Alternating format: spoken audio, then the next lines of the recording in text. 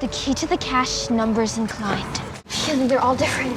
So are the combinations. A girl named Pili teams up with her friend Yoli to participate in a geocaching competition in New York. After winning the competition, the organizer announces that Pili and Yoli have won a trip to a geocache camp in the Catskills. Pili looks excited by this, and she mentions that it's going to be the best summer ever. Unfortunately, things don't go exactly as planned, and Pili heads to Hawaii with her mom, Leilani, and her brother, Ioane, I'm sorry your boy udders are so massive. for the summer. Interestingly, it turns out that Pili's grandfather, Kimo, recently had a heart attack, and this has made Leilani bring her family to stay with him for the holiday. Just as they arrive, Pili tries to steal Ioane's phone, but he catches her and asks what she wants to do with it. Pili says she needs to check her email because Yoli has promised to give her updates about the things happening at the camp. Ioane refuses to give up his phone, and he tells Pili to get a job if she wants one. Leilani then tells Pili to relax because she'll be able to check her mail when she gets inside.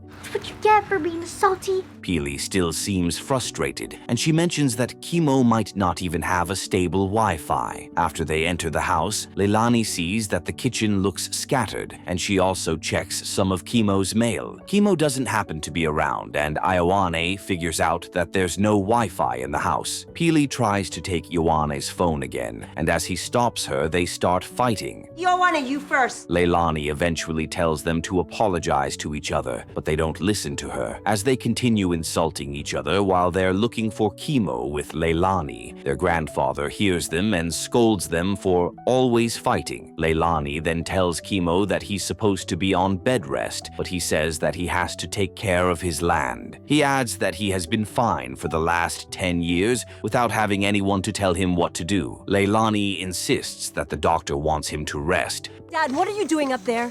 but Kimo says he doesn't care what anyone wants. He then looks at the kids and gives them a slice of an indigenous fruit. He also tells them to say a word in Hawaiian, and as Pili struggles with it, Kimo scolds Leilani for not teaching the kids about their roots. Leilani doesn't say much about this, and she takes Kimo into the house. Ioane also follows them, Kill us and keep the gold?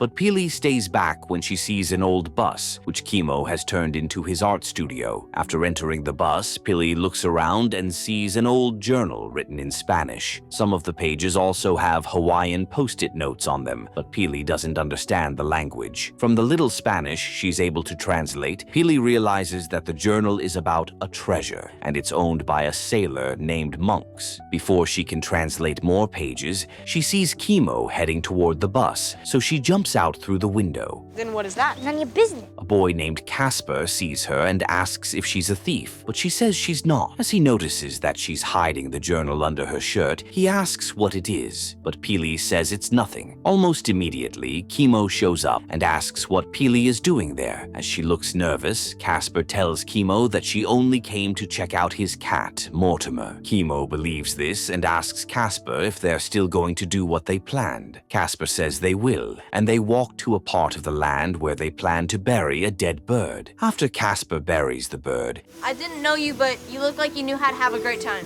Pili realizes that it wasn't even his pet, and she asks why he's so concerned about a bird that is not his. Kimo then mentions that they love to honor the dead in Hawaii because it keeps their spirit alive. Later that day, while Pili is looking for her Hawaiian dictionary, she sees a wedding photo of her mom and her dad, Kua. As she admires it, Leilani sees it and says that she didn't know she still had the picture. I bet they have some really cool ones. Great. After this, she offers to go geocaching with Pili to make up for the missed camp that she's still sad about. Pili looks happy about this, and she thanks her mom. Shortly after, Pili starts reading the journal she found in Kimo's art studio. As she gets to a page about a group of people called Night Marchers, Ioane snatches the journal from her. He then sees the page and wonders why she's reading about the ghosts of Hawaiian warriors. He said they march at night.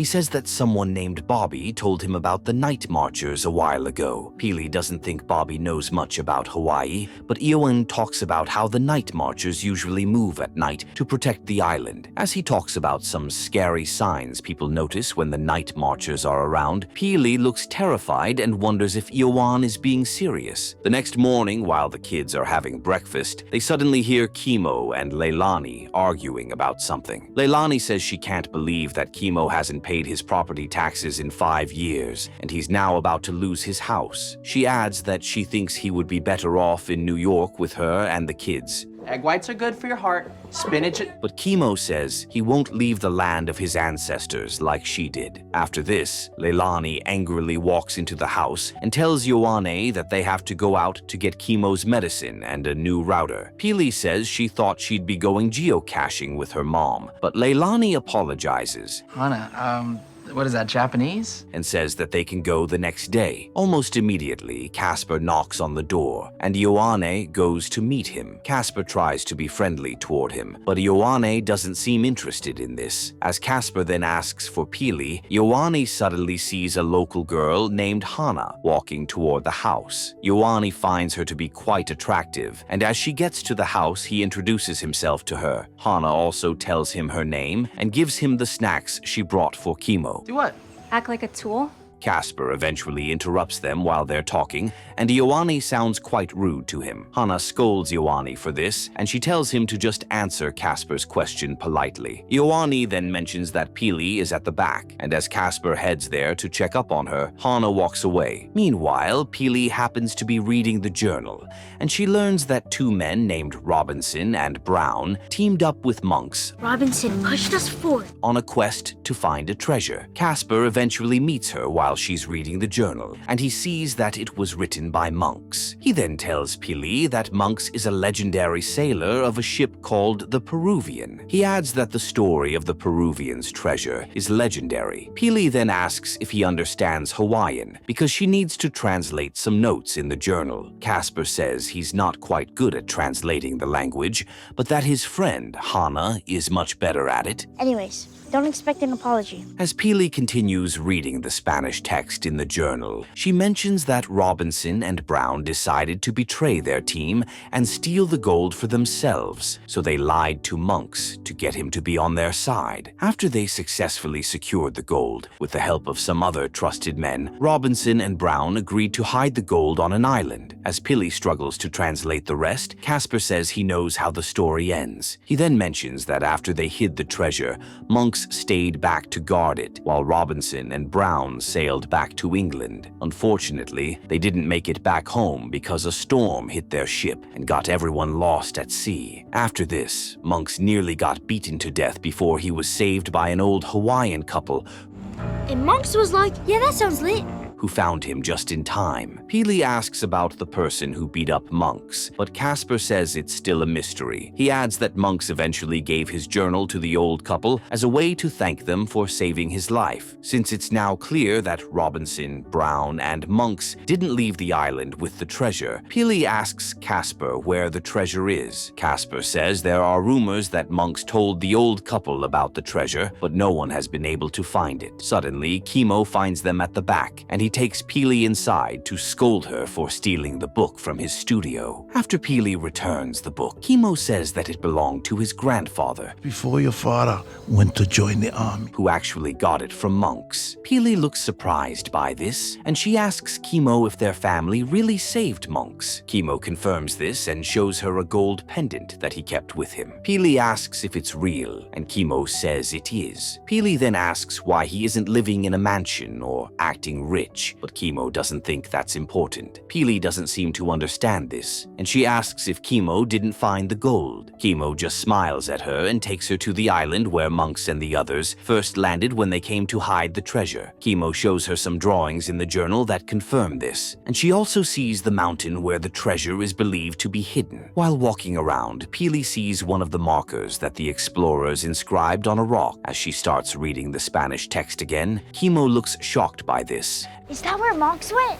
and says that it took him a while to translate the words. Peely then realizes that the post-it notes in the journal were for her grandfather. As Peely wonders where the treasure could be, Chemo says that the journal is the treasure. Peely still thinks there has to be a treasure, and as she climbs some rocks to see if there are other markers in the area, Chemo tries to stop her, but he ends up falling to the ground and getting hurt. Elsewhere, Leilani tells Ioane that she's thinking about selling their house in New York to cover her dad's bills. Yuan doesn't like this idea because it means they'll have to relocate to Hawaii. Peely and I grew up in New York. It's our home. But Leilani mentions that she's only trying to help her dad. Yuan still disagrees with her and says that he doesn't want to lose the life he has in New York because Leilani still feels guilty about leaving Hawaii after Kua died. Leilani feels hurt by this, but before she can respond, Peely calls her to inform her about what happened to Chemo. Shortly after, Chemo gets taken to the hospital, and Peely feels sad about this. Just a broken rib. He'll live.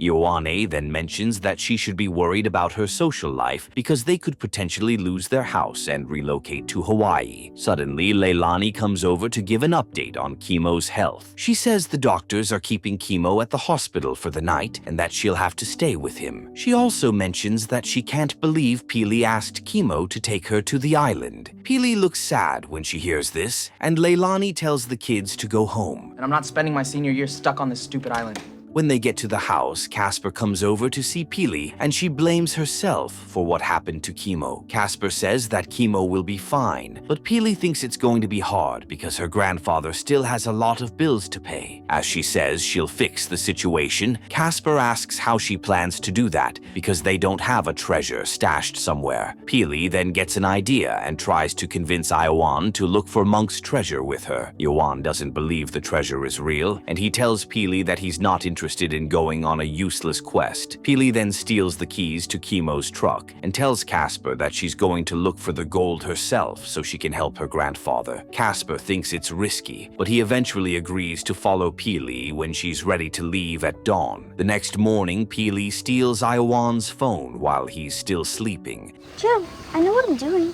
And she leaves the house with Casper in Chemo's truck. Peely doesn't drive quite well, but she still manages to get to a place called Kualoa Ranch, which is close to the mountain where the gold was likely hidden. After they get there, Leilani calls Yoan's phone, but Peely doesn't answer it. She then calls Chemo's landline, and Yoan picks it up just as he wakes up. As Leilani asks about Peely, Yoan checks her room and realizes that she has left the house. He then lies to Leilani that Peely is in the bathroom and that he's taking her geocaching. Leilani thanks him for doing this, and after the call ends, Yoan tracks his phone and finds out where Peely is. Meanwhile, Peely and Casper get caught trespassing on the ranch by a ranger named Ryan. Casper knows who Ryan is, and he mentions that he was just showing Peely around. Ryan doesn't have a problem with this, and he allows them to continue their adventure on an ATV. After finding another marker, Casper shows Peely the things he brought for their adventure, and he accidentally drops his yo-yo. Almost immediately, they see a cave nearby.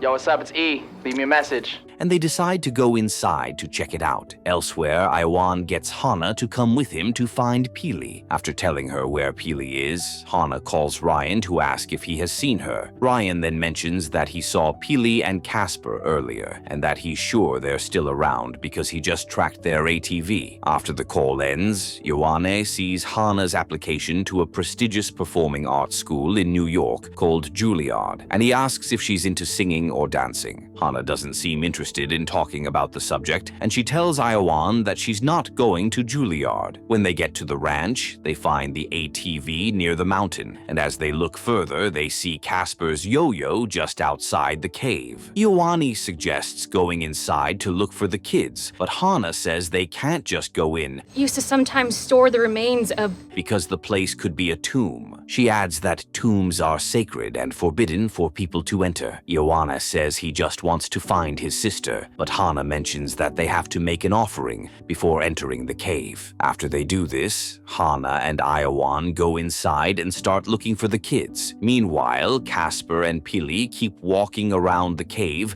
until they fall down a cliff inside the place. Interestingly, there happens to be a skeleton next to them, and even though they initially look terrified, they realize that the dead person was likely one of the sailors who tried to find the treasure. They also find a golden ring with the dead person, and almost immediately, Ioani and Hana see them. Ioani seems furious that Pili ran away from home, but she mentions that she had to find the treasure because it's real. Ioani doesn't believe this, but Pili throws the golden ring to him so he can take a look. After he sees that it's real gold, he asks for his phone, but Pili realizes that she has broken it. I'll buy you a new one.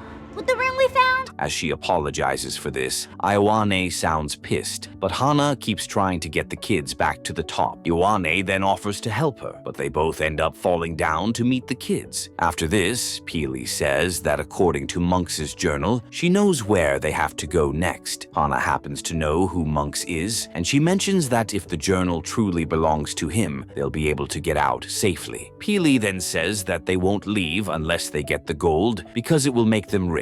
As she says that the treasure will help Chemo pay his bills, Casper mentions that Hana will also be able to afford going to Juilliard. Since they all agree that they have to get the treasure, they keep moving around the cave to find it. On the way, they crawl through a small hole, and Ioani gets attacked by a poisonous spider. As they get out of the hole hurriedly, it gets destroyed. Where's Casper's backpack? And Pili realizes that the bag containing Monk's journal is now stuck inside. They all look worried about this, but Pili says that she has already finished reading the book, and she knows what they have to do next. Hana then asks what's next, but as Pili talks about it, Ion realizes that she's making things up. Pili then confesses that she didn't finish the book, and Ioane scolds her for bringing them down to the cave while pretending to be a treasure hunter. As he seems quite frustrated, Hana drags him away and says that he shouldn't show the kids that he's scared. Ioan doesn't seem to get this, but Hana says that they have to be strong for the kids. Elsewhere, Leilani tries to call Ioane, but his number doesn't go through, so she leaves him a voicemail to ask if he and Pili are fine. After this, she goes to see her dad, who is with a nurse named Tina and his close friend George. Tina asks if Leilani is really staying in New York, and she confirms this. George also mentions that she left after Kua died, but Leilani doesn't look happy when she hears this. Tina then asks if visiting her dad has made her realize that she misses Hawaii, and Leilani mentions that she's actually thinking of moving back. George and Tina think it's good news, but Chemo asks why she would do that. Leilani says she wants to spend more time with him and learn more about his tribe. However, Chemo doesn't appreciate this, and he asks what she even knows about his tribe. Leilani feels sad and leaves the room, and George scolds Chemo for acting like he doesn't miss his daughter. After a while, George goes to meet Leilani to tell her that her dad is actually happy to have her back home, but he just doesn't know how to show it. Leilani doesn't think so, but George says he's sure of it. Shortly after, Leilani returns to Chemo's room, and he says sorry for making her feel unwanted. Leilani also apologizes for leaving him and staying away for too long. She then tells him that they can still make things right, and Chemo agrees with her. Elsewhere, Ioani tries to make amends with Pili for shouting at her earlier. They also talk about their parents' old picture, and Pili seems sad that she doesn't remember much about their dad. Shortly after, they get to a part of the cave with a really old rope bridge. As they think about how to get through to the other side, the rope snaps, and the bridge collapses. Pili and Casper eventually find another way, but Hana looks terrified because she's scared of heights. Ioan eventually helps her get through by encouraging her and singing a nice song to lift her spirits. After they get to the other side, Ioan feels dizzy and suspects that something is wrong with him. He then calls Casper aside and shows him the blister he got from the spider earlier. Casper looks shocked. Is that duct tape? Yeah?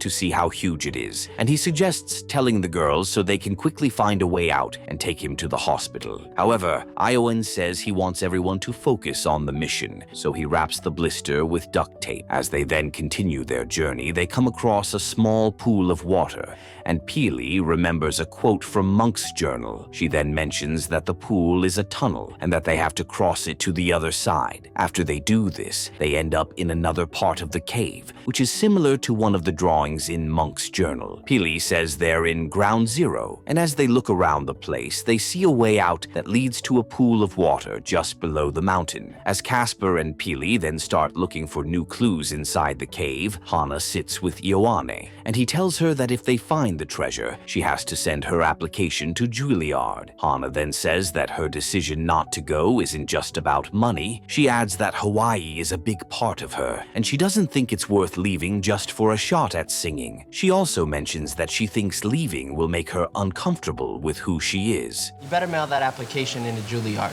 Suddenly, Casper and Peely recognize another drawing from Monk's journal. It happens to be a complex rope and pulley system, but the kids notice that one of the counterweights is missing. The kids also see another dead body, and they start wondering if Robinson and Brown turned against their men inside the cave. As they think about what could have happened, Casper mentions that Robinson and Brown might have gotten Monks to work with them, but Peely says she doesn't think the sailor is a bad person. After they inform Ioane and Hana that one of the counterweight's ropes was likely cut off by one of the dead men, they work together to balance the weights. Following this, they find a hidden entrance that leads to the treasure. They all look happy about this, and they start taking some of the gold. Shortly after, Hana suggests taking a selfie, and as they do this, she spots a religious statue that was hidden inside the cave. This leaves her shocked, and she mentions that they're in someone's tomb. She adds that they can't take anything out of the tomb because they have to respect the place and leave it undisturbed. Ioane doesn't get this, but Peely realizes that Kimo knew about the sacred tomb, and that's why he told her that the book was the treasure. She also figures out that he was likely the one who cut the rope to hide the entrance and make it hard for anyone to come in.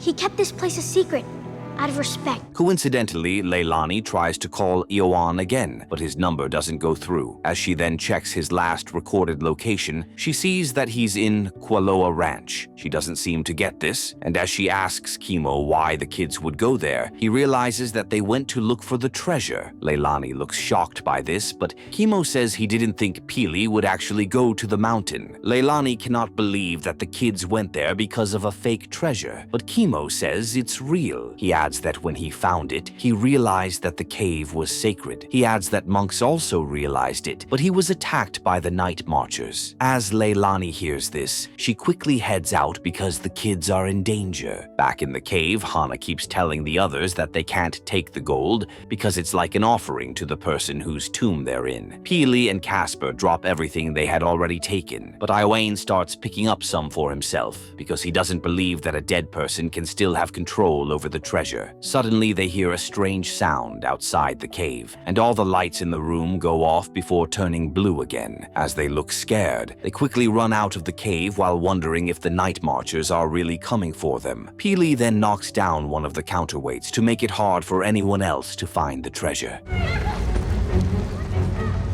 After this, Hana tells the others that they mustn't look at the night marchers because they'll get killed instantly. Casper eventually suggests using the banyan roots to get to the pool of water below the mountain, and they do just this. Unfortunately, Ioane is too weak to swim, but as he nearly drowns, Casper and Hana save him. Hana and Peely then see the blister on his hand, and they look worried because it could be really bad. Shortly after, they continue moving around through the woods to make their way back home. Luckily, Leilani finds them first, and she takes them into a nearby workshop to hide. Meanwhile, Kimo looks terrified at the hospital and starts praying for his family. Just before the night marchers enter the workshop, Peely lays down all the gold she hid in her bag. Almost immediately, the night marchers get to the workshop, but before they can do anything, one of them tells his colleagues that he'll handle the situation. As Leilani hears his voice, she raises her head and sees that it's Kua. The kids also look shocked to see him and they hug each other. After this, Kua leads all the night marchers out of the workshop and they disappear into the ocean while Peely watches them.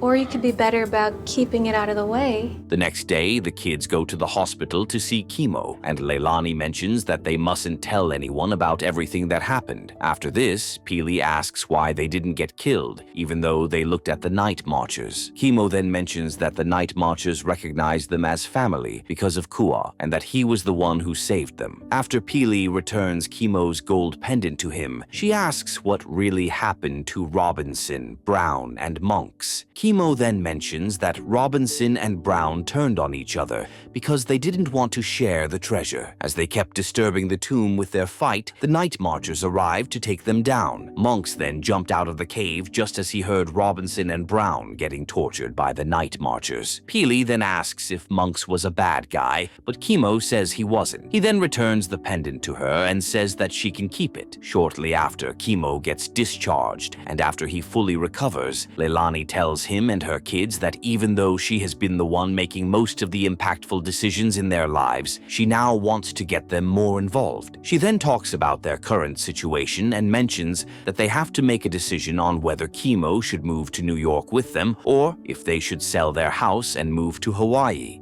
Okay, it's time for a family meeting. Peely seems excited about this, and she tells Leilani that they can start talking about it already. After learning about a hidden treasure in a nearby mountain, Peely sets out on a quest to find it so she can help her grandfather pay his bills. Even though it initially seemed like an impossible quest, Peely eventually found it along with Ioane, Hana, and Casper. However, they realized that they couldn't leave with the gold because it was hidden in a sacred tomb. Despite knowing how much the treasure could change their lives, the kids chose to respect the tomb and leave before the night marchers can hurt them. Sometimes doing the right thing means walking away, even when the reward might be tempting.